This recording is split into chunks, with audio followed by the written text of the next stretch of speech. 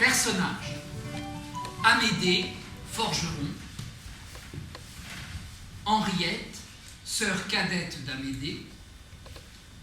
Jean, résigné, c'est-à-dire récoltant de résine, fils aîné d'Amédée. Robert, fils cadet d'Amédée. Georges, résigné lui aussi, petit dernier d'Amédée. Raymonde, épouse de Georges. Monsieur le curé, Paul, frère aîné de Raymonde, beau-frère de Georges. Lucien, mécanicien, fils de Georges et Raymonde. Lila, employée de mairie, future épouse de Lucien. Marcel, mécanicien, fils de Jean. L'action commence en 1921, en Gironde. L'intérieur d'une forge. Foyer, soufflé, enclume, une grande roue de charrette, une meule. Une jeune femme allongée par terre, jambes écartées. Elle hurle de douleur. Auprès d'elle, Amédée. Doucement, mon petit, doucement. Elle va arriver. Georges est allé. J'ai mal! Mais non! Mais si! Amédée se lève pour aller voir dehors. Non, reste avec moi! Écoute, la peur, tu m'en fais cadeau. J'adore ça, la peur, je te jure. J'adore ça. Ça va mieux, hein? Voilà, maintenant c'est moi qui ai peur. Il vient! Il vient! Dis-lui d'attendre. Ah, je peux pas! Ah, j'ai mal! Ça va aller, mon petit, ça va aller. Henriette, elle va... Il va sortir! Mais non, non, il va pas sortir. Il est poli, ce petit. Il va attendre tout le monde. Oh, me faites pas rire, ça fait mal! Mais ris, ris de bon cœur. Ah, moi, si je crains les chatouilles, c'est parce que ma mère, elle arrêtait pas de rire. Ça lui a pris. Ils étaient en train de cueillir des mûres. Et mon père, de courir à travers champs. Il croise le Jules qui fait son bois pour l'hiver. Hé, qu'est-ce que tu fais? Tu t'entraînes pour les Jeux Olympiques? Je vais chez la Mounac. La Mounac, bien sûr, tu n'as pas connu. C'était une rebouteuse bien vieille, mais bien gentille, qui avait mis au monde la moitié du village. On l'appelait la Mounac, parce que quand elle était jeune, elle était belle comme une poupée. Donc, la Mounac. Et voilà Jules qui plante sa hache et qui court derrière mon père. Il croise le père Tuffil qui garde ses vaches. Les frères Dupuis qui récurent un fossé. Milas et son fils qui partent aux champignons. La Mounac! La Mounac! Bref, ils sont plus d'une dizaine d'hommes quand ils arrivent chez la vieille. Et hop! Mon père la prend dans ses bras au pas de course dans le sens inverse. Tu vois la tête de ma mère quand elle a vu arriver l'équipage.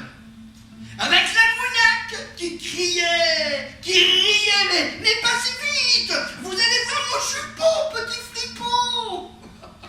Oui, parlez, parlez. Dans sa main droite et sa main gauche, ma mère tenait une pigne. Elle serrait si fort qu'il ne restait plus rien. Des miettes de pigne. Et puis, quand on l'a relevée, elle avait plein d'aiguilles de pain plantées dans le dos. Ça fait mal. Oh, tu sais, ma mère... Mais non, moi j'ai mal! Oh, pardon, mon petit pardon. Henriette! Elle va arriver, on va t'amener chez moi dans ma chambre. On dirait... Oh, il veut plus sortir. Mais non, il n'est pas curieux, c'est tout. Ah. Georges, lui, il a été très bien. C'était le matin, on était encore au lit. Ça s'est passé comme ça. Bien que il n'a pas crié. Il était tout bleu. Henriette lui file une claque, rien. Une deuxième, rien. Une troisième, il se met à crier, Miladou. On savait plus comment l'arrêter. Henriette et Georges pénètrent dans la forge. Ah, quand même. Henriette s'accroupit auprès de Raymonde. Je suis là, mon petit. Amédée, t'as pas fait bouillir de l'eau? Et je lui tenais la main.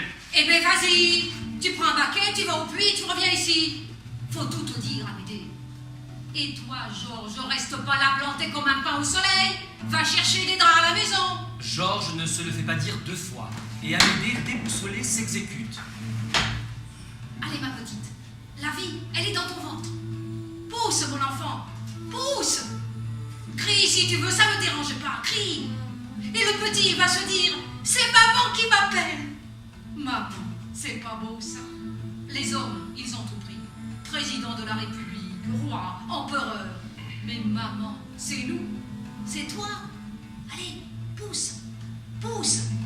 Plante tes ongles, arrache-moi la peau. Mon bras, il est fait pour ça. Robert et monsieur le curé entrent. Paul. Curé, allez voir au puits ce que fait Amédée. Je crois qu'il est tombé dans le trou. Et partez pas les mains vides, prenez un baquet. Le curé prend un baquet et sort. Et toi, Robert, va voir ce que fait ton frère. Robert regarde dehors, puis Georges arrive, les bras chargés de draps. Il boite légèrement. Oh, je suis tombé dans l'escalier. Mais elle est là. Et toi, Robert, va à la cuisine et ramène de quoi manger, boire. Et pourquoi? Il est midi. Va, Raymond, mon petit. Pousse, pousse. Mais on peut aller à la maison, là? C'est ça. Les hommes à la maison et nous deux à la forge. Tiens, prends la brouette et mets-la devant.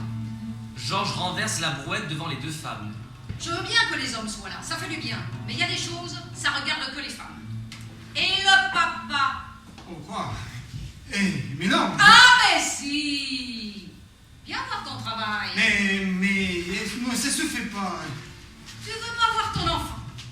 Allez, vas-y, vas-y. Tu vois, il veut pas sortir, à cause de toi. Oh, mais non. Mais si! Il se dit, mon père, il veut pas me voir, alors il est vexé. Et ça va nous faire un enfant capricieux. Amédée et le curé arrivent avec les baquets remplis d'eau. Vous en avez mis du temps. Je me suis dit, il n'y a plus d'eau. Ils sont en train de creuser un autre puits. Alors, Georges, tu viens? Je veux ta main. Georges s'agenouille près de sa femme et lui prend la main. Robert donne le panier à son père. Ah, bah voilà la tendance. Robert, t'as pas pris le bien? Pas les clés de la cave. Amédée prend son trousseau de clés et sort avec Robert. Et ramène du sucre. Ah, cette manie de boire du vin avec du sucre. Et de l'eau. C'est encore meilleur avec de l'eau. Raymond, t'inquiète pas, ma petite. On parle. Mais je suis là. On est là. C'est ça la vie. On parle, on mange, on boit, on rit. Il faut que le petit l'entende ça. Il va se dire, tiens, qu'est-ce que c'est? Et il va venir voir. Ça me rappelle, chez les Puyot, le drôle, il voulait pas sortir. Ça durait, et ça durait encore. Le père, non, son frère, Denis, il ouvre une bouteille, planque, et le pitchoun qui arrive. C'est ça, c'est la vie. Bon, le petit, il a sûrement été déçu quand il a bu le lait de sa mère. Mais c'est comme ça, il était là. La vie, c'est pas le silence. Amédée revient avec 2 bouteilles. J'ai déjà raconté l'histoire. C'est vrai. Mais je la connais, ton histoire. Tous les gars du village qui courent dans la nature et qui se passent la mouna comme un ballon de rugby. Amédée débouche une bouteille. Robert entre avec une carafe d'eau, plusieurs verres empilés. Georges quitte la forge. La lumière s'estompe.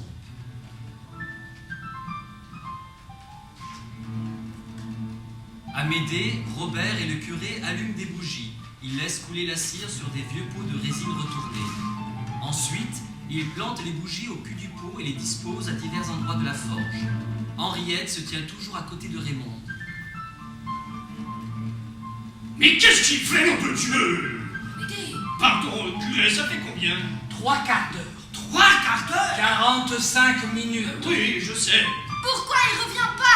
Il va revenir. Ça fait combien de fois qu'il nous retourne? 3 fois. Mais il est où, ce putain de Il docteur? est parti faire sa tournée. Il a bien choisi son moment. Et Georges doit le chercher partout, c'est pour ça qu'il revient pas. Oui, mais lui, il est à pied, tandis que l'autre, il est en carayole. Mais le docteur s'arrête, pas votre fils. Il n'a pas intérêt à s'arrêter même pour pisser. Pourquoi il revient pas? Il arrive. Il faut qu'il le ramène ici par la peau du cul. Ah, j'ai mal. Henriette. Oui, je suis là, mon petit, je suis là. Mais où allez-vous, Amédée? Cherchez le docteur. Mais ça sert à rien. Henriette. Et je vais pas mourir. Oh, mon Dieu, je veux pas entendre ça. Non, qu'est-ce que tu racontes? Entrée de Georges, à bout de souffle, trempé de sueur. Ah, te voilà. Où est le docteur? Il peut pas venir. Quoi? Qu'est-ce que tu dis? Il peut pas venir. Pourquoi? Georges. Il est chez les Cazaux. Et Monique est en plein travail. Mais elle nous fait chier, Monique Ocaso. Elle pouvait pas travailler un autre jour. Amédée! Et en plus, ça se passe pas très bien. Mais nom de Dieu, avec Didier, ton copain, ton grand copain, vous pouviez pas vous mettre d'accord pour pas baiser le même soir à la même heure. Amédée, ça suffit! Le docteur! Ouais, ben, il m'a dit qu'il y avait Paul. Paul, qui ça, Paul? Bah, monsieur le curé. Ah oui, Paul, et pourquoi il pense que... Mais non, il a dit qu'il était infirmier pendant la guerre. Curé, vous pouviez pas le dire plus tôt? Ah, mais non, mais là, c'est pas pareil. Et pourquoi c'est pas Et pareil? j'ai jamais accouché personne dans les tranchées. Et là, c'est ma sœur. Oui, mais c'est ma femme. Entrée de Robert, complètement crotté de la tête aux pieds. Pas docteur, pas docteur. Le curé se dirige d'un pas décidé vers Raymond. Georges prend la main de sa femme. Robert prend son balai et commence à balayer. Amédée s'écarte de quelques pas, jette un œil sur sa montre, se passe la main sur le visage. Robert, tu fais de la poussière. Non, le balai ne fait pas de poussière. Oh, ça y est, le voilà. Allez, ma petite! Allez! Pousse! Pousse! Allez, Pousse! Allez, allez. mais pousse, pousse. Allez! Oh oui. Merci, mon Dieu! Oh, ça y est. Un garçon! C'est un garçon! Oh putain, c'est un garçon. Amédée avale un verre de vin. Georges, je t'aime. Oh, moi aussi, je t'aime. Le curé et Henriette exécutent les premiers gestes qui suivent une naissance. Robert balaie. Bébé, excuse-moi mon grand, mais c'est l'heure de la claque. Attends, on ne s'est pas encore présenté et tu lui files une taloche? Tu as raison. Alors moi, c'est Henriette. Georges se lève brusquement, porte la main à son visage, s'écroule sur Raymond, sa tête heurte la brouette. Jojo, ça va pas? Georges, Le curé se penche. Amédée s'accroupit près de son fils. Il soulève le corps de Georges et le dépose à côté de Raymond. Pendant ce temps, Henriette enveloppe le bébé dans un drap et le tente à Raymond qui se calme au contact de son enfant. Amédée déchire un bout de drap et le trempe dans un baquet d'eau. Le curé prend le chiffon mouillé et lave le visage De Georges qui ne réagit toujours pas. le chiffon est rouge. Le curé prend la tête de son beau-frère dans ses mains. Mais beaucoup de sang pour rien, c'est l'arcade qui a sauté. Comme un fait exprès, toutes les personnes qui entourent Georges détournent la tête. Robert voit le chiffon rouge de sang. Il regarde son frère allongé sur le sol. Brusquement, il donne des grands coups de balai dans le chiffon. Faut pas, le sang, faut pas. Balayez le sang, balayez le sang. Robert! Balayez le sang, balayez le sang. Amédée, laisse-le. Robert finit par se réfugier dans un coin. Regard fixe, le balai bien droit calé entre ses jambes. Georges ouvre les yeux. Le curé entoure son crâne avec un bout de drap. Un verre de vin, s'il vous plaît. Amédée remplit aussitôt un verre. Tiens, Georges, c'est pour les cicatrices de l'intérieur. Et il aide Georges à boire. Amédée tend aussi un verre de vin à Henriette qui le boit. Ça va aller, ma petite. On attend un peu pour ton mari, et après, tout le monde au lit. Georges reprend conscience. Oh, qu'est-ce que j'ai fait? L'intéressant. Et le petit? Il est plus solide que son père. Oh, c'est ma faute. C'est la faute à la brouette. Allez, on va préparer ma chambre pour Georges et Raymond. Allez, on y va, il faut que je lave le petit. Et que j'aère ta chambre, Amédée. Ça doit sentir le vieux bouc là-dedans. Georges prend son enfant des bras d'Henriette et le montre à son frère Robert qui ne réagit pas. Oh, Robert, Henriette, elle va préparer la chambre du père. On va passer quelques jours ici, le temps que Raymond elle s'habitue. Et moi aussi. Et si tu pouvais aider... Balayez, partout. Robert prend la main du bébé dans la sienne. Finalement, les deux frères rejoignent les autres. Henriette prend Robert par la main et sortent tous les deux de la forge. Elle avec une pile de draps, lui avec son balai. Raymond et Georges couvrent du regard leur enfant. Ils semblent seuls au monde. Raymond prend le bébé dans les bras de Georges. Laisse-le-moi encore un petit peu. Oh, Amédée, moi je boirais bien un coup. Ah, alors on est deux, on n'a pas trinqué. Ah, c'est un oubli impardonnable. Surtout aujourd'hui. Allez, Amédée, remplis bien les deux verres. Hein. Allez, à la vie. Et à la famille. Ils boivent cul sec. Amédée se baisse, ramasse le chiffon rouge. À 20 ans, le Robert, il était contremaître à la scierie Dupuche. Le vieux Dupuche le regardait comme son fils, et sa fille, un joli petit bout, lui faisait les yeux doux. Maintenant, il balaie toute la journée. Partout. La maison, la basse-cour, la porte, tout. Les meubles, les outils, mon tablier. Je vous l'ai déjà dit, j'ai un ami à Bordeaux qui est spécialiste. Je sais, mais avec quoi on va le payer? Et qu'est-ce qu'ils vont lui faire? Comment ils vont me le rendre? Je peux pas. C'est mon petit. Oh, papa, tu vas dormir où ce soir? J'ai du travail. Avec tout ça, aujourd'hui, j'ai pas avancé. Demain matin, j'ai Pipo qui vient chercher des lames pour son Hudson. Tu vas pas travailler toute la nuit. Venez dormir au presbytère. C'est gentil, mais non. Ne me dis pas que tu vas coucher par terre. Ah, c'est très bon pour la colonne vertébrale. Ah, tu vois. Oui, mais très mauvais pour les bronches. Eh, merci, monsieur le curé. Bon, Amédée, pour une nuit, je veux bien, mais regardez là, c'est du jeune coucou. Il faut occuper votre chambre pendant un bon bout de temps. Non, pas trop, j'espère. Ouais, allons chercher un lit au presbytère et nous l'installerons chez vous. Non, ici, à côté du foyer, je vais laisser courir la braise et je serai heureux comme un pain. Allez, on y va. On est déjà parti. Il quitte la forge. Qu'est-ce qu'il est bavard, ton père? Eh, il est content. Tu sais, ici, il n'a pas souvent l'occasion. Hein. Quand tu es devant le feu, tu te tais. Hein. Oh putain, regarde-moi si petite. Il est né dans une forge. Il sera peut-être forgeron comme son papy. Moi, je suis né dans un lit et je suis pas marchand de matelas.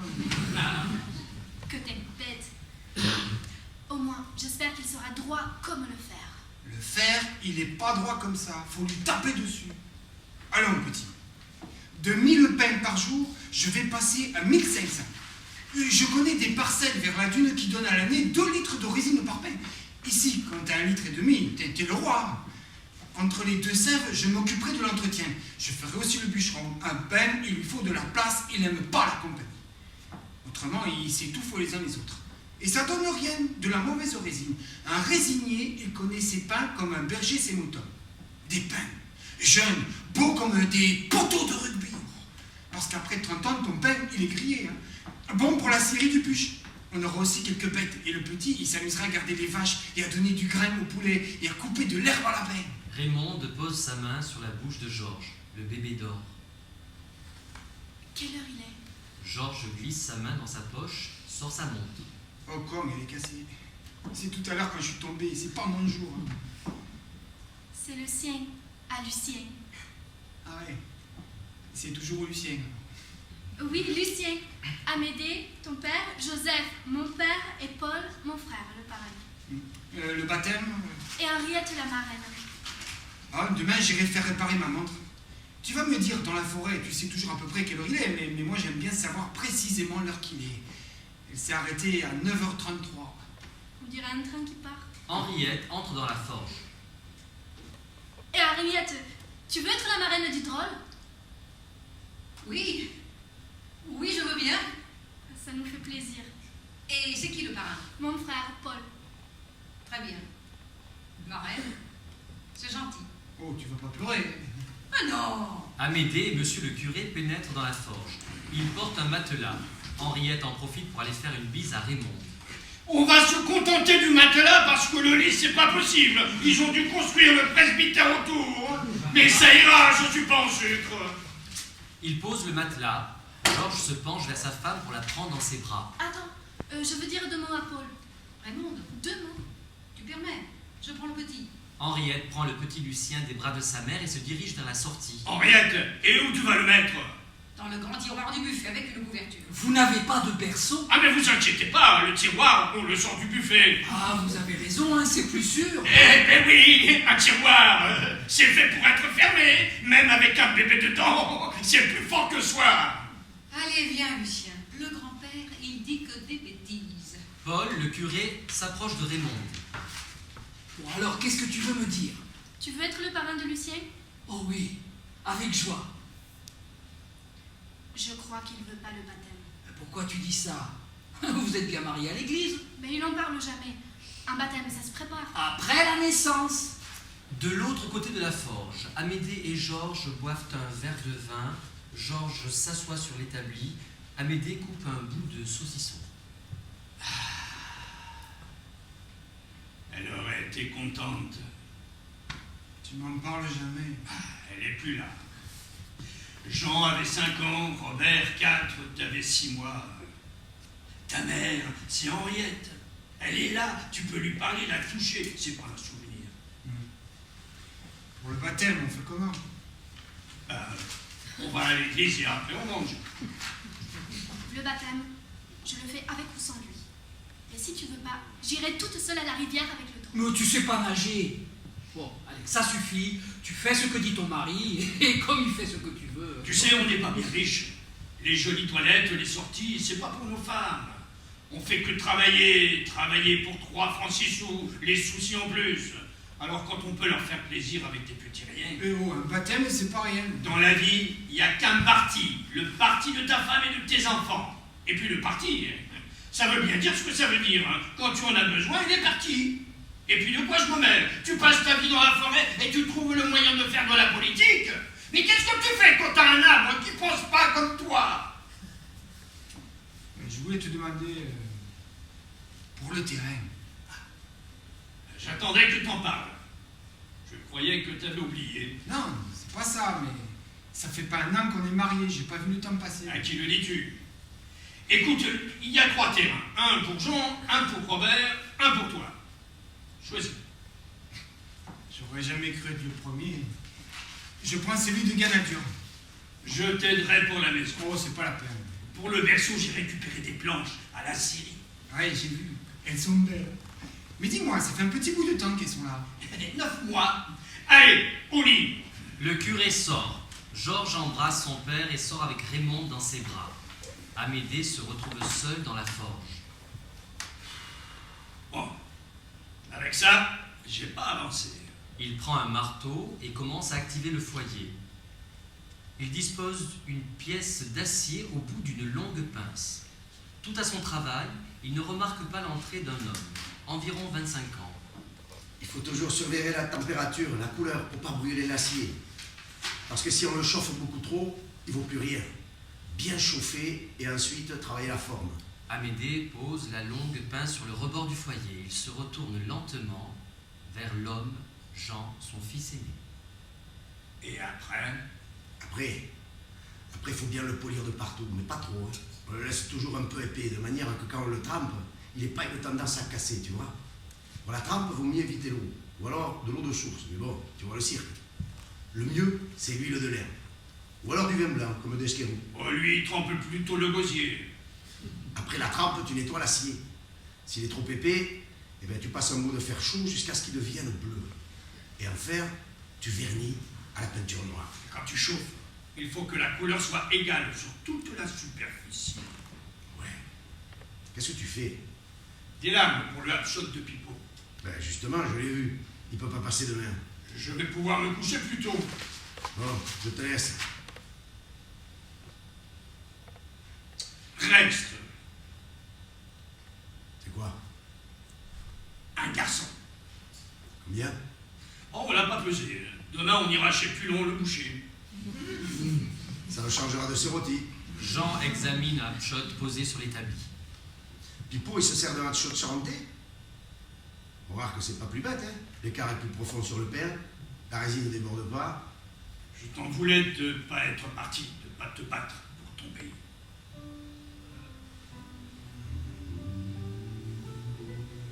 Le tocsin a sonné. On était tous dans les champs et les jeunes sont partis. C'était les moissons et il n'y avait plus un cheval. Que des femmes et des enfants, les vieux et les vieilles. Et le soleil. Ils partaient en chantant. On sera là pour les vendanges! Au plus tard à Noël! Et les pères étaient tout fiers. Trop de larmes, les femmes, elles ont séché sur place comme des pommes abandonnées au pied de l'arbre. Mais même encore là, je t'en voulais de ne pas être parti, de pas te battre pour ton pays. Les gens parlaient dans mon dos.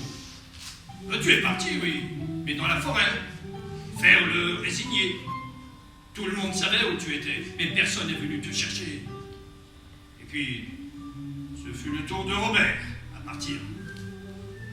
Le petit Degnaud, il est revenu avec un bras en moins. Castandet avec une jambe. Le fils d'Orios. On ne sait pas, mais même encore aujourd'hui, on ne sait pas. On n'a jamais retrouvé son corps. Et puis Robert, pas de nouvelles. Rien. Et moi aussi, je suis parti. Les jeunes t'avaient beau chercher, il n'y en avait plus. Ils m'ont mis une pelle dans les mains et j'ai fait des trous. Un jour, ils ont plus voulu de moi. Des trous pas assez profonds. Robert aussi est rentré. Et c'est là que Georges a voulu partir, devant ses labels. J'ai dit non! J'ai perdu un fils parce qu'il n'a pas voulu partir, j'ai perdu un fils parce qu'il est parti, et toi aussi, je vais te perdre peut-être, mais tu partiras pas, jamais! Heureusement, il a rencontré Raymond, et ça s'est calmé. Tu vas me dire, pourquoi aller faire le con dans le froid et la boue quand on peut faire l'amour au chaud et dans un lit?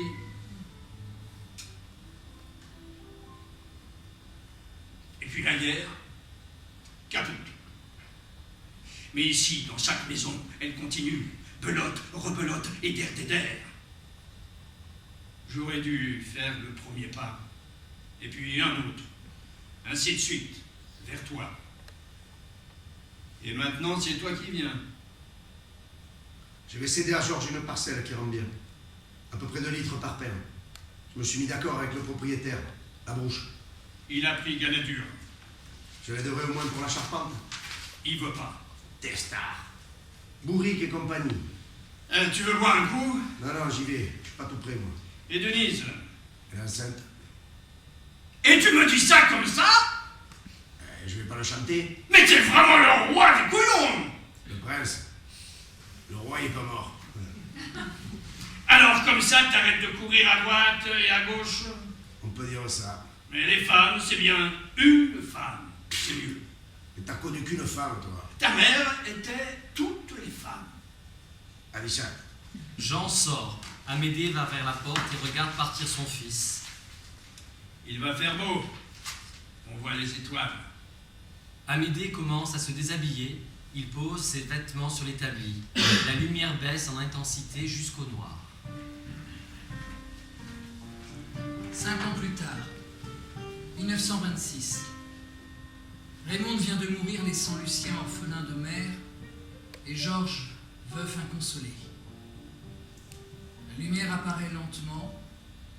On découvre Amédée qui plonge la tête dans un baquet d'eau. Il revêt ses vêtements sans hâte, habit noir. Se sert un verre de vin, grignote un bout de saucisson. Henriette entre, toute de noir vêtue. Elle s'assoit sur un baquet retourné. J'ai fait les cuivres. Coupe-moi un petit bout de saucisson. Et Lucien? Il joue aux billes. Amédée verse de l'eau et ramène un verre à sa sœur qui semble perdue dans ses pensées. Elle boit lentement. C'est toujours pour moi les questions. Et pourquoi le vent? Et pourquoi la pluie? Je fais la vaisselle. Tous ces gestes et rien qui reste. Tu pleures mais t'as faim. T'es malheureux mais t'as envie de pisser. La vie tu peux pas lui échapper. Quand tu t'évades tu finis au trou.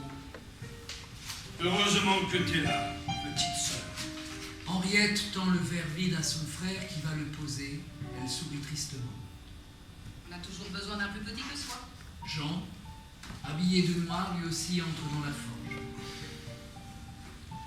Bon, on va y aller. J'ai laissé Marcel chez la mère plantée. Elle prépare le repas pour tout à l'heure. C'est gentil. J'ai pas eu la force. Et Georges? Il est passé au cimetière. Monsieur le curé, Mais il va à la messe. Denise est déjà partie avec Lucien. elle a été très bien. Je lui dirai.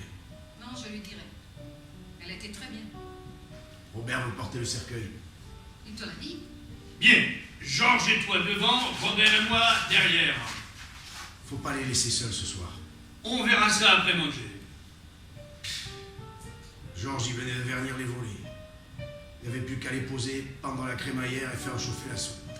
Jean remet son béret et sort de la forge, suivi par Henriette et Amédée.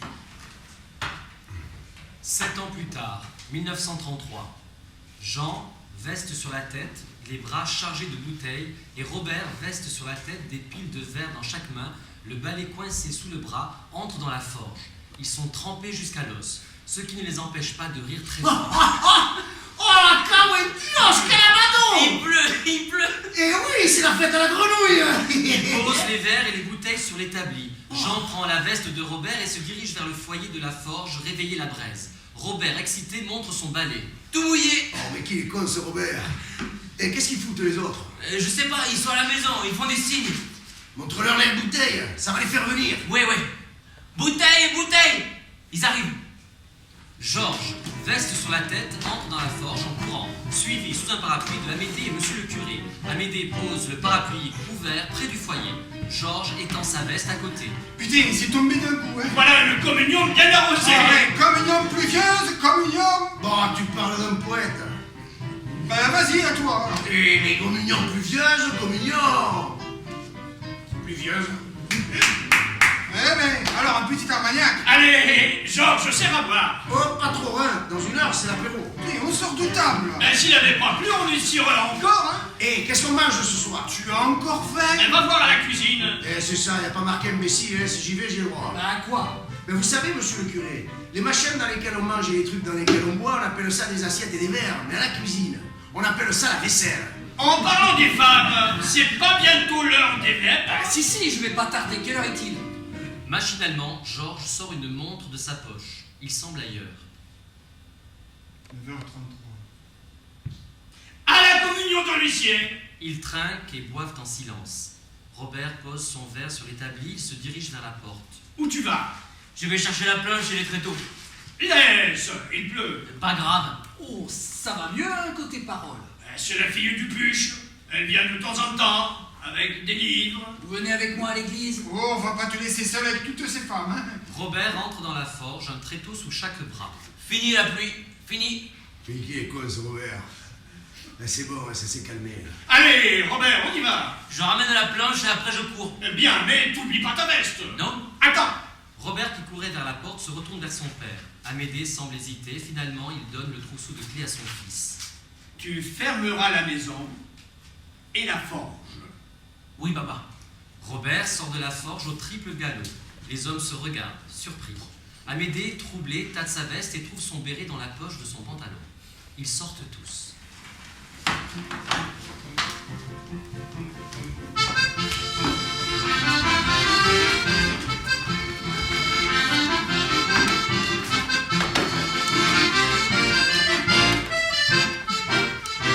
Quatre ans plus tard, 1937.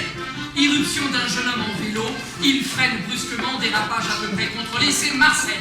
Il appuie son vélo contre l'établi. Un autre jeune homme apparaît, fort mécontent. Il tient son vélo à la main. C'est Lucien. Il retourne son vélo, dévisse le papillon de la roue arrière. Et qui c'est qui te va mener les rustines? Celui qui a crevé. Marcel pose un paquet rempli d'eau devant le vélo. Lucien éprouve quelques difficultés à ôter le pneu. D'un geste brusque, Marcel lui sort la roue des mains et parvient à dégager le pneu. Avec un sourire moqueur, il tend la chambre à air à son cousin. Tu parles de mécanicien? En fait, ça s'est passé comment avec les vieux? Eh bien, le grand-père il a compris, ton père il a souri, et mon père il a rien dit. 2 ans ici, ça suffit. Je dis pas que c'est du temps perdu, mais ça suffit. Moi, je crois que tous ces métiers, c'est fini. En tout cas, forgeron résigné, très peu pour moi. La forêt, c'est bien une fille, ou quand tu vas au cerf. Ça sent le poisson. Ah oui, oh, ils ont fait cuire une carpe, elle passait pas au four. Tiens, passe-moi les rustines, le deuxième tiroir à gauche. Non, à droite. Tiens, y a qu'un trou. Ah oui. T'es sûr? Et oh, vu comment tu me surveilles depuis tout à l'heure, qu'est-ce que ça va être quand je vais ouvrir le capot d'une berline, hein? Mais attends un peu pour gonfler. Tu viens de coller la rustine. Tu viens ce soir à la réunion? Non. À cause de tes vieux? Non, c'est moi, ça me dit rien. Marcel retourne son vélo, plonge un chiffon dans le baquet et commence à laver méticuleusement le cadre. Lucien prend un chiffon sur l'établi et se met lui aussi à laver son vélo. Le sable, le sel, si tu fais pas gaffe, ça rouille. Je m'en souviendrai, moi, monter la dune avec le vélo sur le dos. Et le vent, il te fait croire qu'on était des oiseaux, il voulait qu'on s'envole. Oh, on aurait pu se baigner. Aujourd'hui, on a fait les présentations. Avec l'océan, faut être poli. Et la petite Amélie, ça va? On s'écrit tous les jours. À la rivière, je lui donne ma lettre, elle me donne sa lettre et nous lisons. Parfois, nos lèvres s'agitent comme si les mots venaient nous embrasser. Après, je la raccompagne chez elle. Lucien soulève péniblement le baquet pour aller jeter l'eau sale à l'extérieur. Profitant de l'absence de son cousin, Marcel examine à son tour la chambre à air. Au premier bruit suspect, il retourne auprès de son vélo, où il fait mine de nettoyer la selle avec un chiffon sec. Lucien apparaît dans l'encadrement de la porte, il mime la démarche d'Amédée, son grand-père, et Marcel imite le son de sa voix. Non, monsieur, c'est de l'eau de puits, pas de l'eau de pluie. C'est meilleur pour la trempe. Lucien jette de nouveau un coup d'œil à la chambre à air, il pose son doigt sur la rustine, elle ne tient pas. Demain, après le boulot, je vais au fronton. Demain, contre le mur, jouer, courir contre le mur. À s'en faire saigner la main. Serrer le poing, rattraper toujours cette putain de pelote et la renvoyer d'où elle vient. Plonger, s'esquinter les coudes, se râper les genoux, puis la renvoyer d'où elle vient, sans fin. Demain, promis, juré, craché. On va gagner! Noir! Dans le noir, une voix militaire. Bergeret, Bréza. La motte, Bréza. Sapois, Ozo, Ducros, Zam, Grasso. Léguin, Lafont, Georges, Bréza. Lafont, Lucien, Bréza. Lafont, Marcel. Amisio, Alves. Latsac. Latsac. Merde, absent. lumière. Nous sommes dans la forêt. Au premier plan, Georges et son fils Lucien sont assis par terre. Lucien nettoie son fusil de chasse et Georges un revolver. Derrière eux, des fusils de guerre sont disposés en faisceau. Mais, à l'arrière-plan, des jeunes hommes forment un cercle et se font des passes avec un ballon de rugby. Hier soir, il n'y avait pas de lune. Je revenais avec le camion, fer éteint. Oh, le chemin de la Carrère, je le connais comme si je l'avais fait. Et là, au bord du fossé, pas loin du châtaignier qui s'est pris la foudre, putain, je vois un gars en train de pisser. Un Boche. Avec son biclou, il se met en travers de la route. Halt! Halt! J'allume les phares, plein de phares, et il met la main devant ses yeux. Et je lui passe dessus. Il crie, c'est le bruit. Les roues avant se soulèvent, coup de volant, il crie, c'est le bruit. Et je sais pas.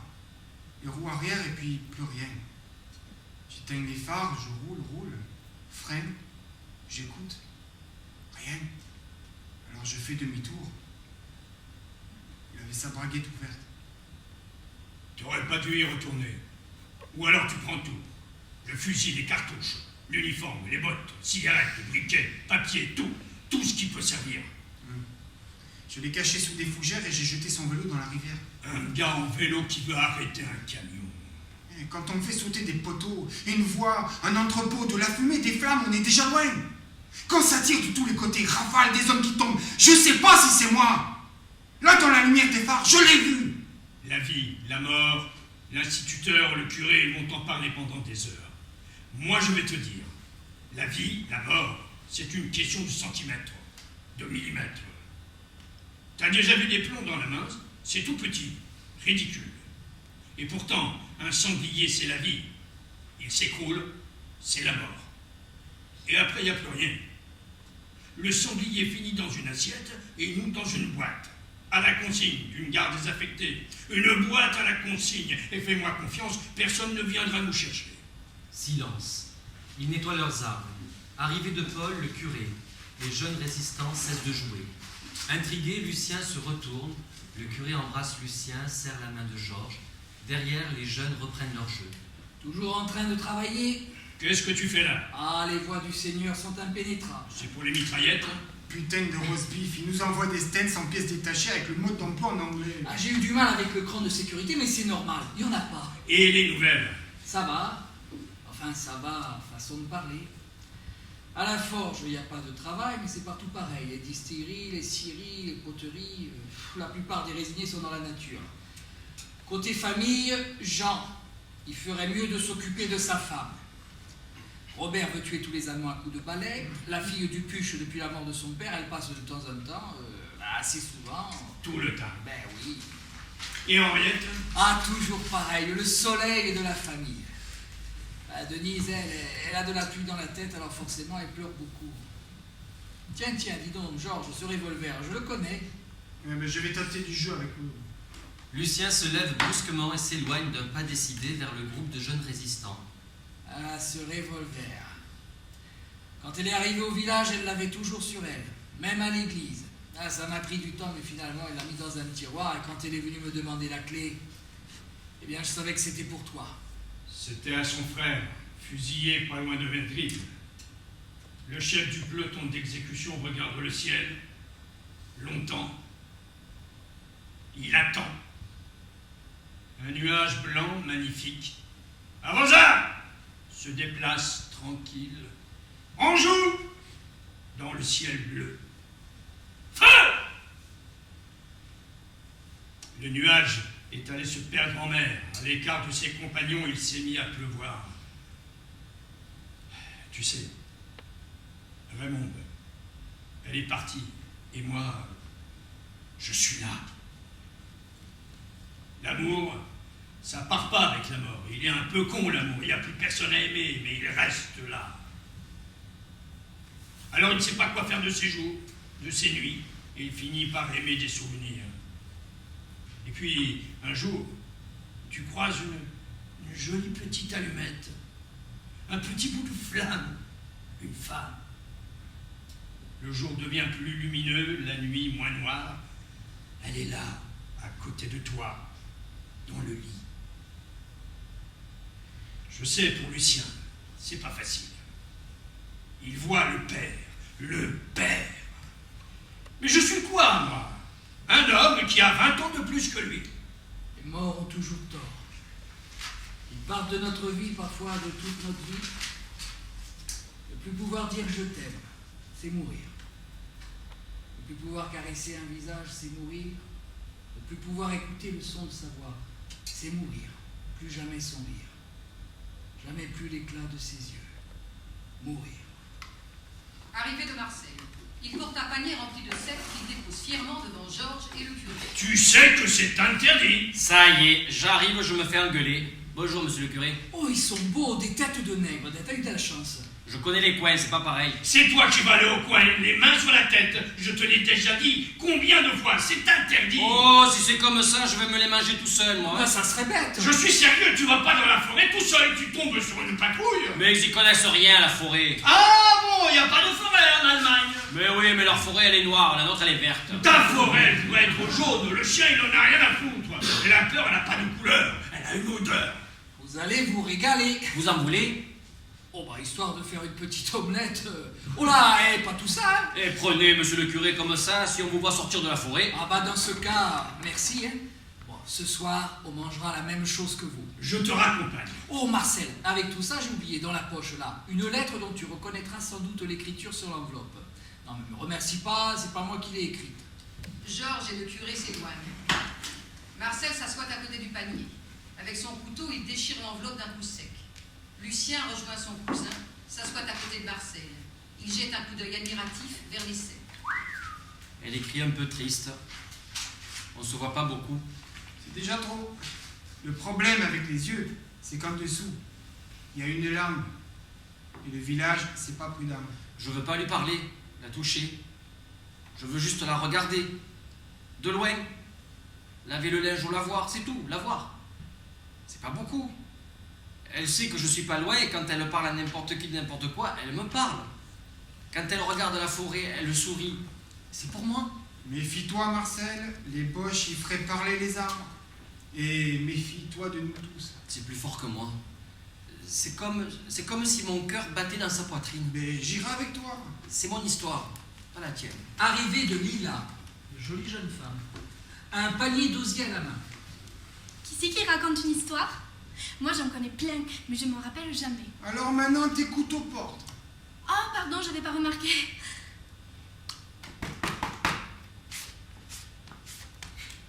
Ah, c'est mignon chez vous. Elle embrasse Marcel, qui s'est levé pour la saluer. Elle tend la main vers Lucien, qui n'a pas daigné bouger de sa place. Alors, du coup, pris à son propre jeu, Lucien est bien obligé de serrer la main de la jeune femme, sous le regard moqueur de son cousin.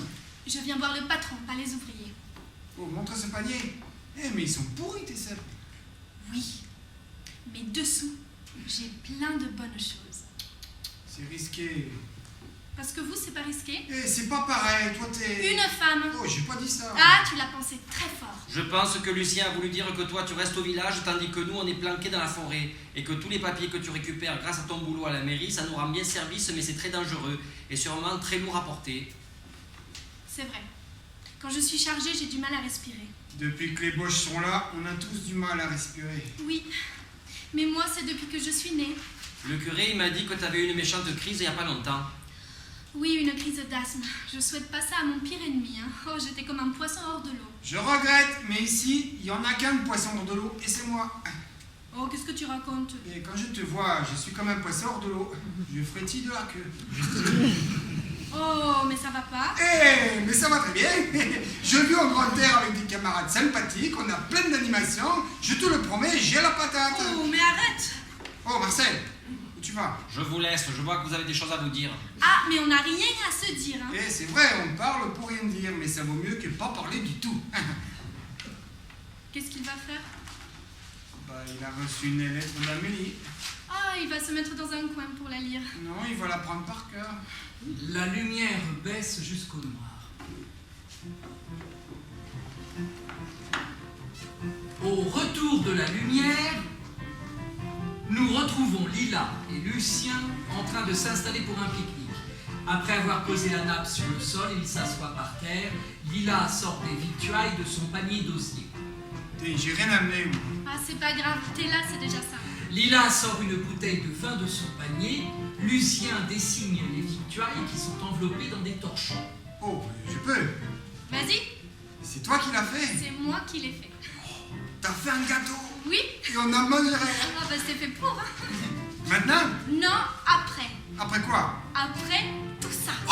Lucien dénoue un autre torchon. Oh, un poulet! C'est mon père. Quand je lui ai dit que je te voyais, il est parti à la basse-cour et... Quick. Eh ben, tu le remercieras. Et tu l'as pas encore mangé? Et ça, c'est quoi? Une petite salade de pommes de terre. Et t'as amené des assiettes. Et les fourchettes, les couteaux, les verres. Si j'avais su, j'aurais amené une table. Et pourquoi pas des chaises, hein? C'est un pique-nique. La bouteille aussi, c'est mon père. Eh oui, il est descendu à la cave et quick. Lucien sert à boire. Les deux jeunes gens trinquent en se regardant bien droit dans les yeux. Lucien boit. Oh, il est bon.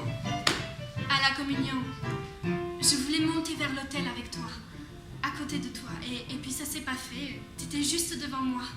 Du coup, j'ai fait une crise. Et c'était pas beau à voir. Je rêvais que tu déposais un tout petit bisou sur mes lèvres et je respirais. Il est 1h moins le quart et tout va bien. Arrivée surprenante de Marcel, revolver à la main. Lila et Lucien se retournent vivement. Lucien se lève, les deux cousins s'éloignent de quelques pas. Faudrait pas tarder, hein. C'est pas que j'en ai marre de jouer à la sentinelle qui tient la chandelle, mais bon, si ton père sait qu'on est là, il nous escouade. Brusquement, les deux hommes se figent sur place. Lila se lève d'un bond, elle écoute. 2 kilomètres. 10 minutes. Lila retourne au village par le sentier de la mère Laprie. Lila se baisse pour ranger le pique-nique. Marcel la rejoint et la redresse d'un geste brusque. Lila court rejoindre Lucien. Qui la prend tout naturellement dans ses bras. Marcel range pêle-mêle les victuailles et les couverts dans le panier. Lucien effleure du revers de la main l'ajout de la jeune femme. Marcel, panier à la main, intervient énergiquement au moment où ils vont s'embrasser. Sans état d'âme, il sépare Lila et Lucien. Les deux cousins disparaissent dans la forêt. Oh, tu peux gueuler le chien, hein? Oh, et tu peux gueuler. Tu pourras pas mordre ce que j'ai dans le cœur. Elle court vers le village.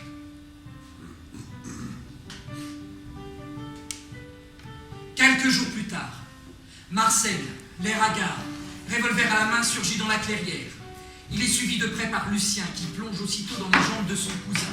Les deux hommes roulent au sol. Lucien essaie vainement d'arracher le revolver des doigts de Marcel, qui parvient à se dégager de son étreinte.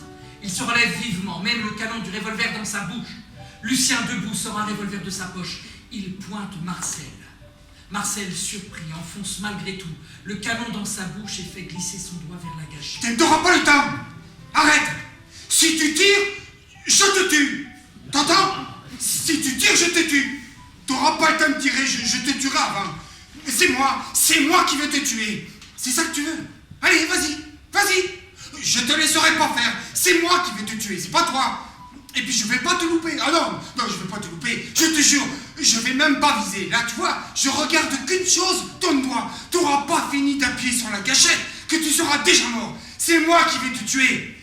C'est ça que tu veux, cousin? Les yeux dans les yeux, les deux cousins se regardent longtemps. Puis Marcel retire lentement le revolver de sa bouche. Lucien baisse son arme. Arrivée de Georges, le curé et Lila, suivis par un groupe de résistants. Ils semblent bouleversés. a fait ça? Pourquoi? Pourquoi elle m'a fait ça, Amélie? Hein? Pourquoi? Pourquoi? Je sais pas. Pourquoi tu sais pas?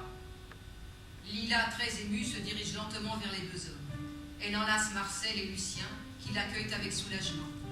Georges et le curé viennent se joindre à eux, suivis dans un même élan de cœur par les résistants. Quelques jours plus tard, Henriette, Jean et Robert pénètrent dans la clairière. Les deux frères se fondent dans le groupe. Tout d'un coup, des rires fusent au sein de cette mêlée improvisée qui se disloque à grands coups de claque sur l'épaule. Pas les chatouilles. Pas les chatouilles. Une main s'élève au-dessus de la masse, et dans cette main, la fameuse jarretière de la mariée. C'est moi qui l'ai! C'est moi qui l'ai! Mais qu'il est con, ce Robert! Sous les applaudissements des camarades, Robert embrasse Lila, vêtue d'une robe blanche toute simple. Puis, dans sa lancée, il embrasse son neveu, Lucien, veste noire, chemise blanche. Les résistants font la queue pour féliciter la mariée. Henriette et le curé font un petit signe à Lucien. On va y aller. Oh, déjà? Eh, on peut pas rester trop longtemps. Ben, merci pour tout. Dire que j'ai oublié ta cravate. Ouais, ben, c'est pas grave, j'ai la corde au cou. C'était bien. Le repas ou la messe? Ah, c'était une messe? Je croyais que c'était un bain d'honneur. Jean, T'as déjà vu un bal d'honneur où il n'y a qu'une personne qui boit et puis tous les autres qui regardent, toi? vous avez fini tous les deux. Oh, laissez-les dire, Henriette, laissez. Lucien, c'est bien normal, est sous le coup d'une grande émotion. Et Jean, il est tout simplement jaloux de son frère Robert, qui a eu l'insigne honneur de se tenir à mes côtés en qualité d'enfant de cœur. Ah, c'est vrai, curé. J'aurais bien aimé agiter les clochettes, moi. Et voilà la plus belle. Merci Henriette pour la robe. C'est rien. Et je regrette, Lila, pour tes parents, mais ils voulaient venir, mais... Non, vous avez bien fait de dire non. Et ils habitent vraiment trop près des Allemands. Des cheveux. Quand ça sera fini, on ira à la mairie. Mais avant, on s'occupera du maire. Et je te ferai une vraie robe de mariée, avec de la dentelle et tout. La jarretière, c'est moi qui l'ai. C'est moi qui l'ai. Oh, mais qu'il est con, ce Robert. Oh, ça va, Robert? Bien. T'es pas venu avec la fille du Puche? Non. C'est quoi déjà son prénom? René, Et elle va bien, René très bien. Lucien, on va y aller. C'était une belle journée, mon petit. Vraiment, une belle journée. Et tu sais, il n'y en a pas souvent. T'as toujours eu le chic pour raconter des histoires drôles. Et celle-là, tu la connais? L'histoire de la mariée qui va rentrer avec nous. Oh non! Oh, si. Mais oh, pas ce soir! La lune de miel, c'est pour plus tard, quand il y aura du miel. Lucien, et on a toute la vie. Ouais, ben j'aurais bien aimé commencer à vivre dès ce soir, moi. Allez, on y va. Ah, Lucien, c'était un beau mariage, une jolie messe sous le soleil, avec tous ses camarades dans l'assistance. Ça, t'es pas près de l'envoi. Non, dans la vie, faut pas abuser des bonnes choses. Bon, allez, on y va. Marcel sort du groupe de résistants pour rejoindre Lila et Lucien. Finalement, il tend une bourse en cuir noir vers les jeunes mariés. Lucien, les larmes aux yeux, prend la bourse, puis il embrasse Marcel et le remercie les camarades d'un signe de tête. Bon, cette fois, j'ai dit pas on y va, mais on y va quand même. Hein. Oh, papa! Tu peux la raccompagner? Un petit peu. On peut partir devant? Georges soupire. Jean sourit. Monsieur le curé hausse les épaules. Marcel lève les yeux au ciel. Henriette acquiesce d'un signe de tête. Profitant de ce miraculeux consensus, Les jeunes mariés quittent la clairière. Je peux venir? Robert, Je peux rester? non. Je peux pas venir, je peux pas rester? Alors je fais quoi, moi, si je peux pas venir, je peux pas rester? Robert, Je suis pas là, voilà, je suis pas là. on va y aller, il est fatigué. Et comme ça, Robert. Henriette prend Robert par la main et il s'éloigne en direction du village. Georges suit le mouvement. Monsieur le curé, vous l'avez retrouvé? Non. Mais les poissons? Les poissons? Marcel sourit tristement et prend le chemin qui mène au village. Il passe devant son père sans le regarder. Et alors, Jean, le boulot? Mais je coupais les planches. Et Amédée? Il s'emmerde. Avec ses jambes, il est coincé. De temps en temps, on fait des babioles à la forge. Marcel? C'est pas facile. Depuis cette histoire-là, c'est pas facile. Et Denise, ta femme. Ah, enfin nous y voilà. Écoute, Paul, je veux pas paraître irrespectueux, mais tu vas pas me parler des femmes, hein, tu connais rien. C'est vrai, mais je peux te parler de la fidélité. Mais tu vas pas comparer la fidélité à Dieu et la fidélité à une bonne femme. C'est pareil. Mais non, c'est pas pareil. Dieu, il vieillit pas. Bon, dis-moi là, tu vas pas me faire un sermon pendant tout le chemin du retour. Mais bien sûr que si. Oh, mais qu'est-ce que j'ai fait au bon Dieu, moi, pour mériter ça? Il y en a qui ont des secrétaires, des valets de chambre, des majordomes. Moi, j'ai un curé. Ils disparaissent dans la forêt.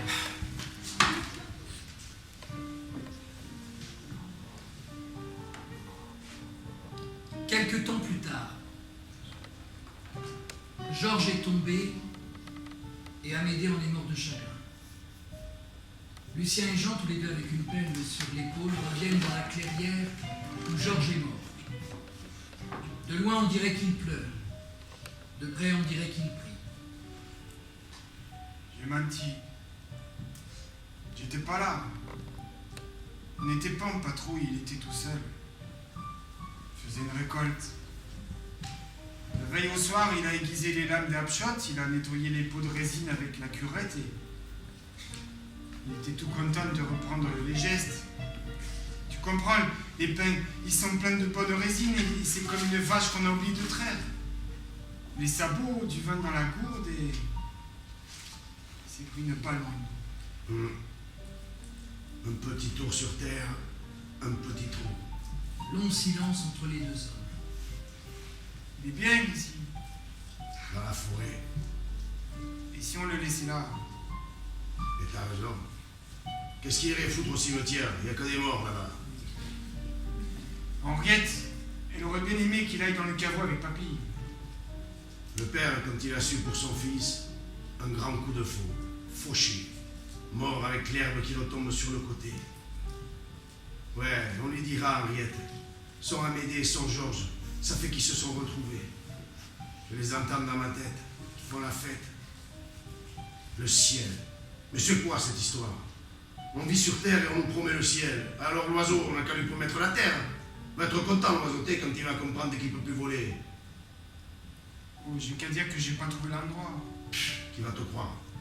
Et puis pour la famille, c'est bien de savoir. Comme ça on peut venir. Monsieur le curé? Il aura qu'à faire 2 ou 3 signes de croix, puis voilà. On est chez qui ici? Artigue. Il faudra lui en parler. Demain je vais nettoyer. Je vais arranger un peu tout ça. On va pas faire venir le cimetière ici. Ça fait drôle. Oh, on va planter un pin. Et Jean, on va planter un pin ici. Mais oui, repose, Georges. Là? Oui. Putain, t'as raison. Un père. Ça, c'est une bonne idée. Bon, faudra faire un peu de place, hein. Et Georges, avec ce père, tu vas bander jusqu'aux étoiles. Noir. Quelques années plus tard, l'intérieur d'un garage.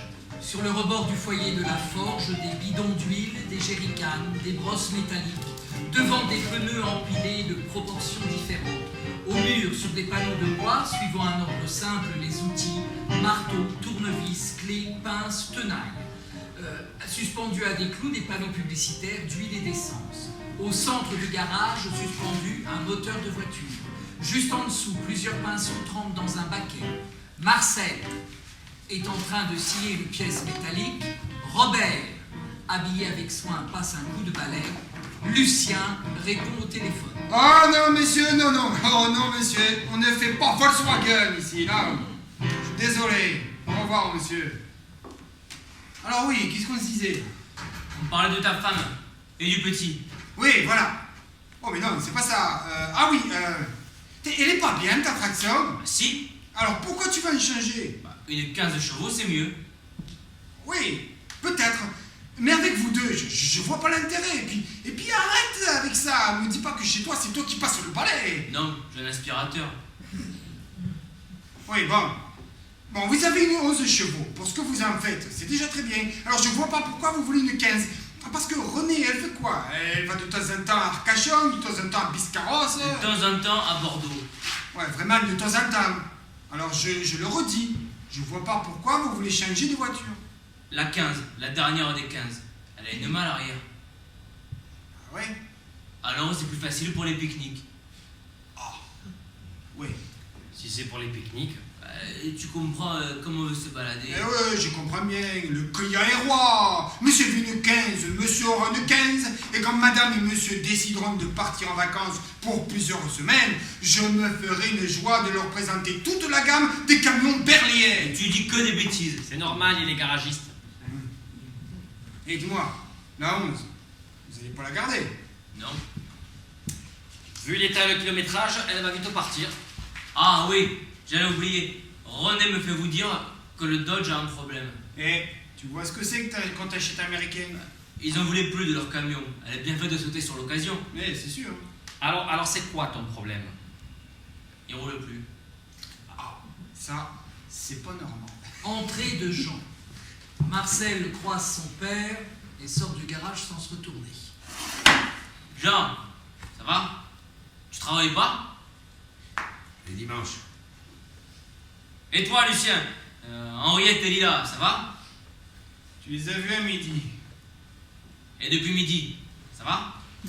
Eh ben écoute, tu fais bien d'en parler. J'ai pas de nouvelles depuis la fin du repas, ça commence à m'inquiéter. Jean, vous parlez toujours pas avec Marcel? J'étais pas fait pour être mari, père. J'étais pas fait pour être là. Le père, il aurait dû se retirer, dormir, aller au bistrot. Denise, tss, une femme. Elle t'aime pour que tu deviennes son mari. Et quand t'es son mari, elle t'aime pour que tu deviennes un père. Et quand t'es père, elle t'aime quand t'es pas là. Mais bon, faut quand même pas rentrer trop tard. Hein. Marcel, un fils. Quand il n'y a pas d'amour, c'est juste un jeune homme à côté de toi, c'est tout. Sans plus. Je me fous de la vie. Je m'en suis toujours foutu. Longtemps, j'ai cru que c'était un défaut, mais quand je vois ceux qui s'accrochent à leur métier, à leur maison, à leur bout de terrain, jupon de la femme, crotte de nez du petit dernier, tss, j'ai toujours fait semblant, j'ai jamais été vrai. En amour, amitié, jamais. Je me fous de la vie. J'ai jamais cru que j'étais vivant parmi les vivants. Peut-être que quand je suis sorti du ventre de ma mère, je me suis dit, je suis mort. Denise, je voulais pas me marier, mais bon, dans la vie, t'es sur des rails. J'ai déraillé, j'ai fait un gosse, baiser. Départ de la naissance, direction l'école, aiguillage, apprentissage, correspondance vers le travail. Arrêt buffet mariage avec vue sur le paysage, je t'aime, arrêt baptême. Les contrôleurs qui passent, comment à votre âge, vous n'êtes pas encore marié? Et vous êtes marié, mais vous n'avez pas encore d'enfant? Papa! Tu peux changer de wagon, mais pas de destination. Peut-être dans la tête, il y a de la place pour une femme, mais dans le ventre, et plus bas, il y a de la place pour toutes les autres. Alors entre deux lits, deux nuits, comme il fallait bien parler de quelque chose, on a inventé l'amour, histoire de mettre un peu de lueur là où il n'y a que de la sueur. Elle demande que ça, et nous, ça tombe bien, on donne que ça. On donne un petit peu, et dans le même instant, on prend tout. Elles disent merci. Elles disent merci. Alors, vas-y, continuons de faire semblant, va. Après, écris des livres, fais des films, paie l'addition au restaurant si ça peut t'aider à croire que t'es plus qu'un chien. Mais tu remues la queue et je sais à quoi tu penses. Faire l'amour à une femme que t'aimes plus, c'est pire que pas faire l'amour à une femme que t'aimes. Faire l'amour sans y penser, en pensant à une autre. Et les hommes et les femmes qui vont chercher ailleurs sont des salauds, des salopes. Moi je veux bien. Mais les vrais salauds, ce sont les hommes qui offrent des casseroles pour la fête des mères. Les vraies salopes, celles qui jouissent et qui remarquent une mouche écrasée au plafond. Et je parle, et je dis rien. En général, comme le général qui parle de la guerre là-haut sur la colline. Longue vue, longue vie. Denise, Marcel, je leur ai fait du mal. Comme le gamin qui vient de faire une bêtise, je pourrais dire pas fait exprès, mais je suis plus un gamin. Denise, elle sait, mais elle veut pas savoir. Elle me donne toujours la même couleur, elle change pas avec les saisons. Une fleur fanée. Elle me fait la gamelle pour midi. On parle du boulot à la Syrie, la pluie, le beau temps, le muguet, les châtaignes. Elle s'occupe de la maison. Dans sa tête, elle a raison. Je sais pas si elle m'aime. Moi, je ne l'aime plus. Je le lui ai dit. Elle n'a rien dit, elle est allée étendre le linge. Je pourrais dire pas fait exprès, mais c'est pas vrai. On casse une assiette sans faire exprès, on n'amène pas une femme dans son lit sans le faire exprès. Avec Marcel, on s'est jamais entendu. Pourtant, on se parle. On se parlait. Comme quoi, les oreilles, ça sert pas à grand-chose. J'ai vécu ça, moi, avec mon père. Quand tu deviens père, il est grand-père, tu peux jamais parler d'égal à égal. Tu le vois là, à quatre pattes, qui joue au cow-boy avec ton fils sur le tapis de la salle à manger, et tout le monde rit en prenant l'apéro. Puis toi aussi tu ris, tu vas dans la cuisine, glaçons, cacahuètes, pistaches, et tu te dis, moi, j'ai jamais eu ça. Marcel, il mange plus de poisson. Il est amoureux d'une fille qui s'est noyée dans la rivière. Il y a 8 ans. Le matin, avant de venir ici, il va là-bas. Il regarde la brume matinale qui vient vers lui. Il tend les bras. Sur le visage, des gouttelettes de larmes. Quand elle pleure, la rivière, l'eau monte vers les nuages et c'est la pluie. Quand les arbres pleurent, l'eau tombe de feuille en feuille sur le sol et c'est des fruits. Quand l'homme pleure, c'est pas beau à voir, ça sert à rien. Avec Denise, on a tout essayé. Chacun de son côté peut-être, mais on a tout essayé. Et vous aussi. Tout le monde. Mais on n'a pas pu le sortir de cette putain de rivière. Toi, Robert, t'es bien sorti des tranchées. Merde. Je sais même pas s'il a déjà baisé une fille. Arrivé du curé, il serre la main à Jean et à Robert. Il embrasse Lucien. Silence. Ben quoi, je vous ai dérangé pendant la prière? Marcel, il est pas là? Il est allé boire un café avec Henriette. Bon, ben tant mieux. On a retrouvé Amélie. Au camp. Ce matin. Qui?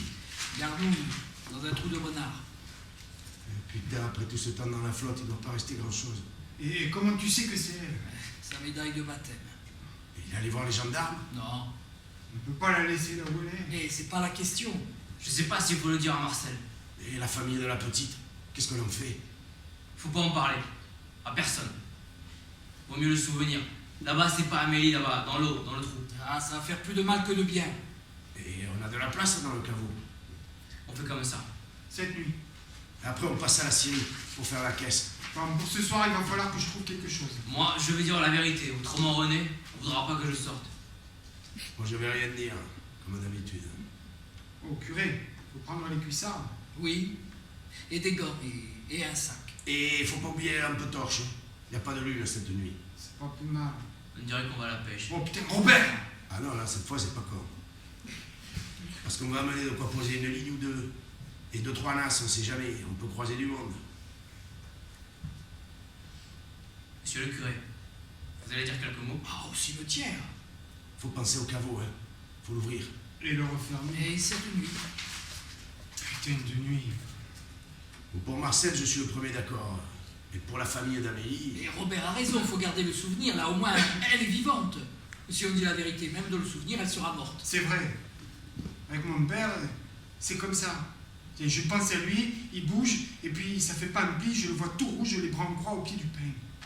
Pour ce soir, on dit 9h. Eh bien, On y va à pied? Eh, c'est pas très loin. Et c'est pas très lourd. Le curé sort du garage. bon. Allez, je vous aime bien, mais j'ai du boulot. On va te laisser, mais... avant de partir, je voulais vous dire... je pars. Eh ben oui, quand faut y aller, faut y aller. Je pars. Vraiment. Au revoir. Mais qui est con, ce Robert? René t'a rien dit. Alors, René m'a rien dit. À moi non plus. Et je pars pour 2 ans en Suède. C'est quoi cette histoire? C'est pas une histoire. À la fin du mois, je pars. Mais tu vas faire quoi là-bas? Mais pareil qu'ici, hein. Dans une scierie. J'en ai parlé à René, il s'est occupé de tout. Elle m'a rien dit. Putain, la Suède. Pourquoi pas le pôle Nord? Mais ici, j'étouffe. Eh ben là-bas, tu vas respirer. Au boulot, tu sais, hein, toutes les lames des scies et les machines, tout ça, c'est suédois. Alors, Suède, je vois ça toute la journée. Alors je me suis dit, je vais aller là-bas. Eh ben, t'aurais dû travailler dans un garage, Michelin, et tu serais parti à Clermont-Ferrand. Putain, c'est la journée.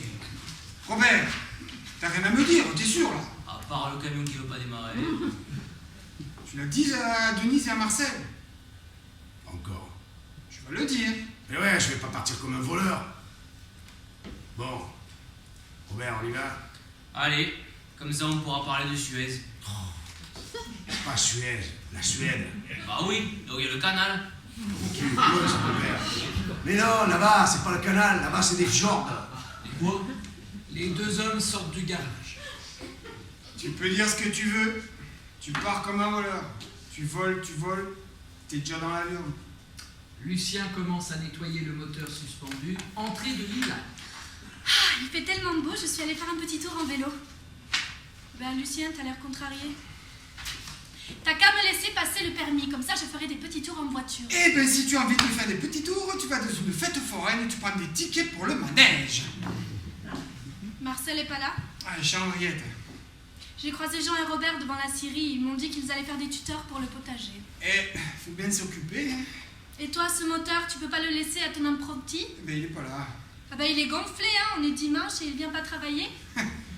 C'est pas en nettoyant les moteurs et en balayant la cour qu'il va apprendre le métier. Ah, alors c'est les patrons qui se tapent le sale boulot. Dans un garage, il n'y a pas de sale boulot. Il y a du boulot. C'est tout. On pourrait quand même se balader, aller au lac, pique-niquer au bord de la rivière. C'est vrai, t'as raison. On pourrait sortir un peu. Dimanche prochain. Tu dis ça à chaque fois. Promis, on se fait la dune du Pilat. Avec mon ventre, peut-être pas. Hein. Promis, on va se taper une glace Arcachon. Alors toi, tu commences par le dessert. Promis, le restaurant. Oh, un plateau de fruits de mer. Avec ce ventre, peut-être pas. Avec vue sur la mer. Avec vue sur la mer et des glaces au dessert. C'est promis? Promis. Ah, me touche pas, t'es tout sale. Non, promis. Arrête, fais pas l'idiot, mais arrête. Si tu me touches, je lave plus tes affaires. Des menaces? Et je te fais plus la cuisine. Des promesses. Lucien prend Lila dans ses bras et il pose sa main sur le ventre de sa femme. Tu sais, il est pas vraiment là. Il est un peu partout. Ah, et il est là. Et là. Lucien passe sa main dans les cheveux de sa femme, puis dépose un petit bisou sur ses lèvres. Un petit bisou qui devient un long baiser. Tu peux me raccompagner à la maison? Je suis un peu fatiguée. C'est pas le vélo, c'est le pollen. Et j'attends Marcel. Heureusement que Jean vient pas tous les jours. Hein. Tu veux que j'aille le chercher? Oui. Oui? Oui. Par contre, ce soir, je pourrais pas rester, j'ai une réunion à la cellule. Une réunion, le jour du Seigneur. Ah, vous respectez vraiment rien. Lila sourit et sort. Lucien, visiblement soulagé, lâche un gros soupir. On entend dehors la voix de Lila. Marcel! Et Marcel, Lucien, il veut te voir. Quelques mois plus tard, entrée de Marcel. Oh putain de temps, j'ai jamais vu un verglas pareil. Ils ont pas encore salé les routes. Ah si, ils ont mis du sel, il y a juste de quoi saler l'entrecôte. Mais pour eux, ils ont mis du sel. Hein.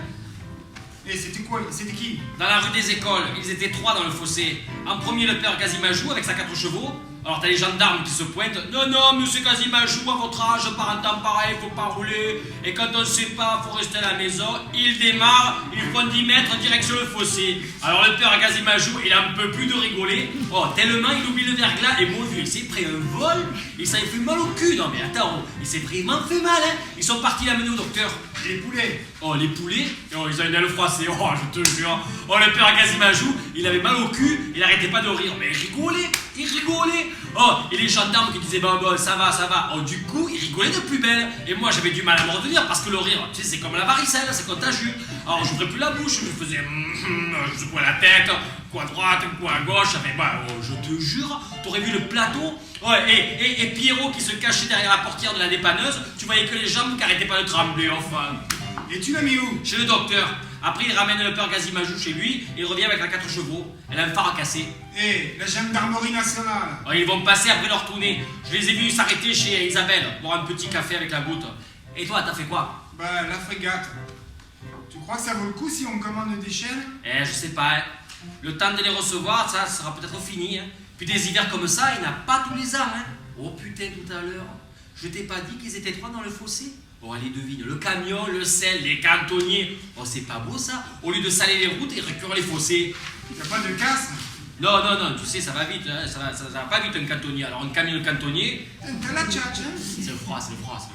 En tout cas, ta langue, elle risque pas de geler. Alors t'as fait comment? Avec la dépanneuse, c'était pas possible. Alors, je suis allé prendre le Dodge à la Syrie. Mais Robert, qu'est-ce qu'il a dit? Bon, il a bien rigolé. Hein. Dring, sonnerie du téléphone. Allez, c'est reparti.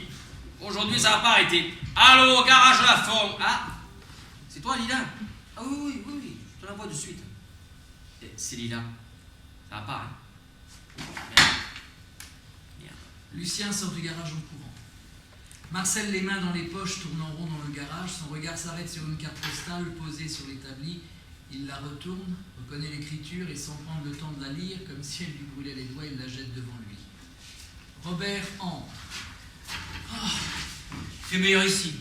Lucien est pas là. Il est parti chez lui, ça va pas. Putain de temps. T'es venu pourquoi? Eh ben, vu ce con de temps, nous à la Syrie on tourne au ralenti. Alors, si tu veux, on peut vous laisser le Dodge. C'est gentil, et tu pouvais pas téléphoner pour dire ça? Ça fait du bien de marcher. Surtout aujourd'hui. J'ai dit à Antoine d'aller chercher la dépanneuse. Je veux bien, j'allais le faire, mais là, je préfère. Pierrot est pas là, Lucien, il est pas rentré. C'est la 3e fois. Alors on n'aura pas d'enfant. Dring, sonnerie du téléphone. Allô, garage Lafont, oui. Bonjour, Madame Dumora, oui. Devant chez vous, bon, bien. Oh, les pompiers? Vous avez bien fait, hein. J'arrive de suite. Il n'y a pas marque à déraper et qu'à filer sur le toit. C'est grave? Je sais pas. Bon, écoute, je te laisse le garage. Le temps que Pierrot revienne, tu téléphones à Antoine, je prends le Dodge. Robert tourne en rond dans le garage, tourne en arrêt devant la carte postale, il la retourne pour la lire. Ici, tout va bien. Fait froid. Très froid. Beaucoup de travail. Bah dis donc, tu parles d'un poète, le frangin. Bisous à toute la famille. Robert secoue la tête d'un air désolé, il retourne la carte postale, regarde la photographie. Alors c'est simple, Jord. On dirait un lac. Il pose la carte postale sur l'établi, prend le balai et commence à balayer. Arrivée de Lucien. Qu'est-ce que tu fais là? Ben, tu vois, je t'attends. Pourquoi tu m'attends? Je t'attends parce que j'avais envie de t'attendre. Du coup, j'ai dit à René de pas m'attendre. Et puis, Marcel, il aurait bien voulu rester, mais il n'en pouvait plus. Il est allé se coucher. T'as vu la panhard? Ouais. T'as tout laissé allumer dehors. Je voulais pas que tu te perdes. Bon alors. Alors? C'était juste d'un peu plus. Elle y passait. Je crois. C'est pas sûr, mais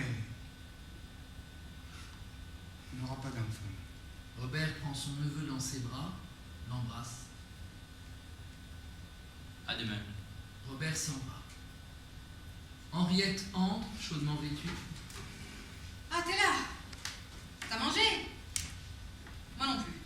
Allez, viens. J'ai pas faim. Un homme qui a pas faim, j'ai jamais vu ça.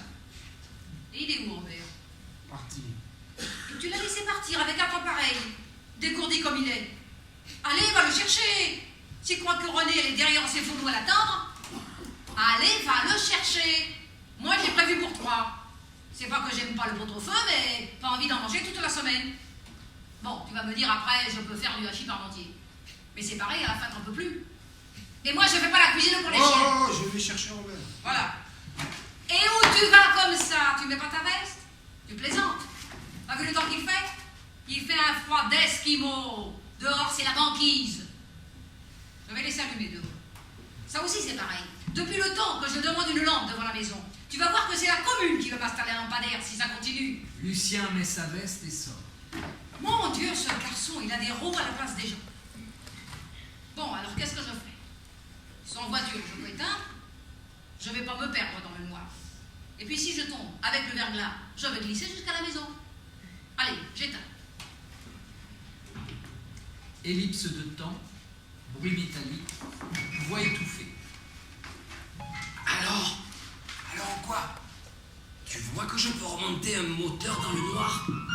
Je vois pas, mais j'ai entendu tomber quelque chose. Putain, mais c'est pas vrai, putain de vis à la con. Tu veux que je rallume? Non. C'était con, c'est con. C'était la dernière. Tais-toi. Si tu la retrouves, je te mets une botte dans les mains. Con, ça vaut le coup, oh. Et tu t'es cogné. Eh oui. Tu t'es fait mal. Ouais. Eh ben c'est le métier qui rentre. Putain, mais qu'est-ce qu'on est con. Allez, allume. Les deux cousins clignent des yeux, ils cherchent la vis par terre. Eh ben elle est bien cachée. Hein. Ouais, bon, on va dire que j'ai perdu. On va dire ça, oui. Bon, c'est pas tout, mais faut que tu y ailles. J'ai encore 2 ou 3 trucs à faire. Moi, je peux t'aider. Ah ouais, la preuve, ça fait 1 heure qu'on fait les cons, et puis c'est moi qui suis à la bourre, pas toi. Elle peut attendre. Ça fait un petit bout de temps qu'elle attend. Ouais, je sais. Mais 1, 2, 3 fausses couches et elle veut toujours un petit. Et le nouveau docteur qui dit eh, pourquoi pas. Alors que la dernière fois, elle a failli rester sur le carreau. Et quand on me fait l'amour dans ses yeux, je dis pas mon amour, je t'aime, tu me fais du bien, non. C'est vas-y, vas-y, cette fois c'est dans la boîte.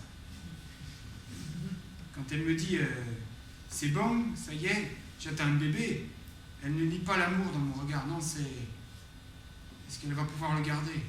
C'est une mauvaise passe. Il n'y a qu'au rugby qu'on fait des mauvaises passes. Tu te souviens? Toute la famille dans la forêt autour du pain, et voilà la Renée qui rapplique devant tout le monde. Je viens chercher Robert. Henriette qui fait il est là. Ton père qui est sous terre, il devait sacrément rigoler. Plusieurs pignes sont tombées d'un coup. Et nous, tête baissée, on aurait pu croire qu'on était parti très loin dans une prière, mais surtout, on ne savait pas quoi dire. Je levais les yeux, il n'y avait que mon père qui gardait la tête droite. Il avait la banane, il guettait la réaction d'Henriette qui s'est retournée vers Robert. Et toi, qu'est-ce que tu veux? Je veux René. Et ils sont partis main dans la main. Faut dire les choses. Le silence, c'est que des phrases qu'on ne veut pas dire. La vie, c'est marrant, on en parle comme si ça ne nous concernait pas. Peut-être quand on sera mort, on sera plus tranquille pour en parler. Vieillir, ça sert à rien. L'expérience, c'est faire les mêmes conneries, mais en mieux. Je sais pour Amélie. Je sais que tu mens. Pourquoi? Qu'est-ce que tu sais? Ça, je sais pas. On a toujours une bonne raison pour mentir à ceux qu'on aime. Pour mon père, je l'ai su au dernier moment. Lui qui n'est jamais allé à Bordeaux, il part en Suède. Peut-être qu'un jour, j'irai le voir là-bas. On parlera de cette nuit qui dure 6 mois, des vies qui durent une nuit, de ces nuits sans lendemain, du soleil qui se lève quand il veut, de toutes ces femmes, de tous ces hommes qui regardent jamais le ciel. Ma mère, je ne pouvais pas savoir. 1 mois après le départ de mon père, elle part vivre chez Roumégus. Elle veut divorcer, vendre la maison et s'installer à Arcachon. Ton père, il ne savait pas que quand il est parti faire sa tournée avec ses outils, ben que tu t'en servirais 1 heure après pour faire son trou. Et Robert, il y a encore quelques années, il dormait avec un balai. Henriette, tu crois qu'elle le savait quand elle a dit oui à papy? En une nuit, elle a hérité de 3 fils. Même papy, s'il avait su, il n'aurait jamais osé. Elle a passé sa vie à s'occuper d'eux, de nous, de la famille. Tous ces hommes autour d'elle et pas un dans son lit. Je sais que tu mens pour Amélie. Je sais que tu mens à ta femme, que tu vas voir ailleurs. Si je comprends bien, tu mens aux 2 personnes que tu aimes le plus. Comme moi, un enfant qui ne veut pas grandir. Mais tu mens. Trop de mensonges. Tu deviens un homme. Qu'est-ce que c'est ça? Se brouiller la porte. Lucien. T'attends quelqu'un? Oui, j'allais Oh, qui? t'en parler. Qui? Martine Abouer. Une femme? Ça se pourrait bien. Martine, la sœur de Pierrot et de Jacqueline? La fille d'Étienne et de Marie-Rose. Martine! Martine. Et qu'est-ce qu'elle fait dehors? Elle attend que tu t'en ailles, on a rendez-vous. Ici? C'est pas la première fois. Bon, alors si c'est pas la première fois, je vais allumer dehors, parce que la pauvre toute seule dans le noir... Lucien se retourne vers son cousin en sifflotant.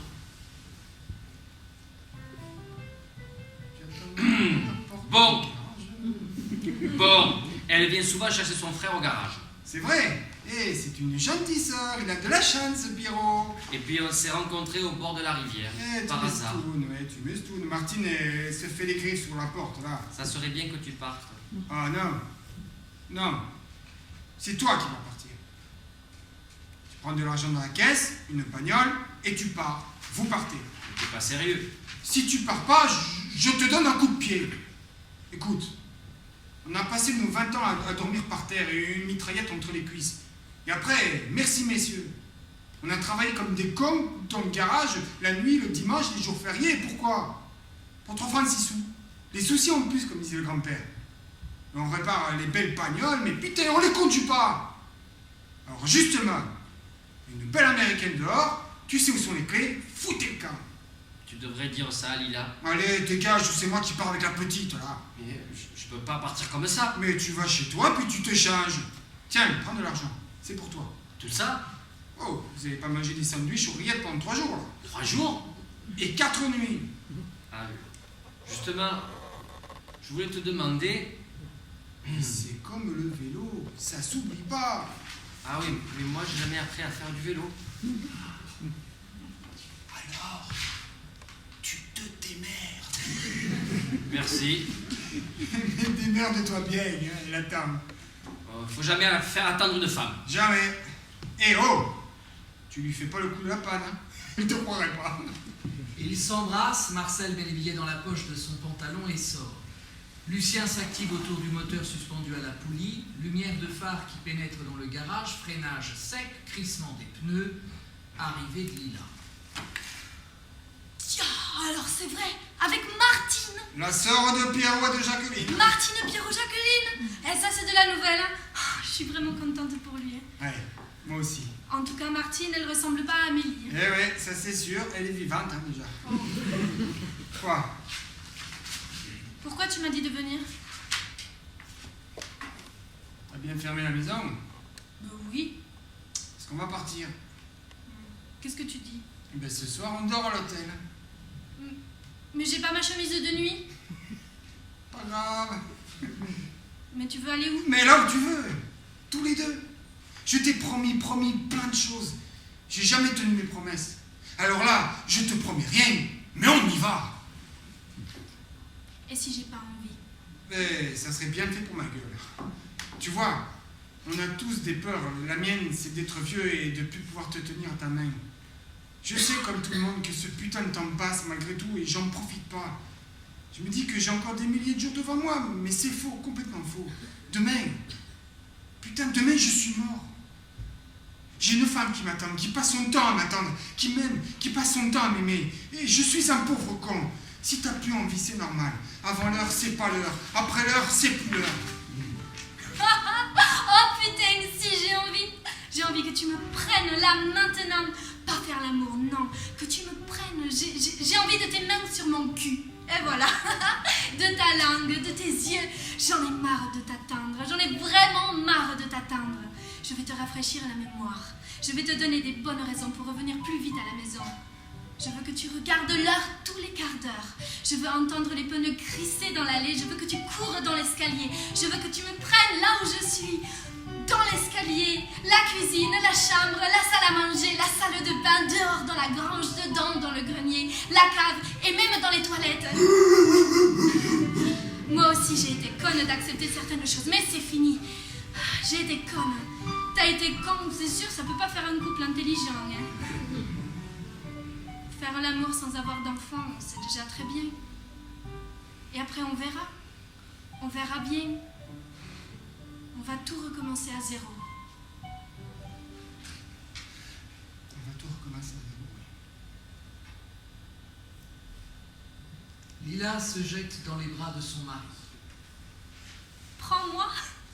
Oui, putain, toute cette poussière, c'est pas très bon pour toi. Oh, je m'en fous.